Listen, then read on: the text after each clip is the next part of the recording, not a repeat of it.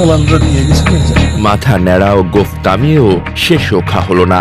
অবৈধভাবে ভারতে পালানোর সময় আটক হয়েছেন সদ্য সাবেক ভূমিমন্ত্রী ও খুলনা 5 আসনের সাবেক সংসদ সদস্য নারায়ণ চন্দ্র চন্দ। রবিবার রাতে বিজিবির পক্ষ থেকে পাঠানো এক বার্তায় এ তথ্য নিশ্চিত করা হয়েছে। ফ্যাসিস্ট হাসিনা পালানোর পর থেকেই তার দলের প্রভাবশালী এমপি, মন্ত্রী ও নেতাকর্মীরা বিভিন্নভাবে ভারত সহ অন্যান্য দেশে পালিয়ে যায়। পালানোর সময় অনেকেই আবার আটক হন। এর বেশিরভাগই ছদ্মবেশ ধারণ করে পালাতে গিয়ে আটক হন। বিজিবি সূত্র জানায়, অবৈধভাবে ভারতে পালানোর সময় ঝিনাইদহের মহেশপুর সীমান্তে সাবেক ভূমিমন্ত্রী ও খুলনা 5 আসনের সাবেক এমপি নারায়ণ চন্দ্র চন্দকে আটক করা হয়েছে। গত 29 সেপ্টেম্বর নারায়ণ চন্দ্র চন্দ সহ 18 জনের বিরুদ্ধে খুলনা নারী ও শিশু নির্যাতন দমন ট্রাইব্যুনালে অপহরণের মামলা করেন এক তরুণী। মামলায় ডুমুরিয়া উপজেলা পরিষদের সাবেক চেয়ারম্যান গাজী এজাজ আহমেদকেও আসামি করা হয়েছে।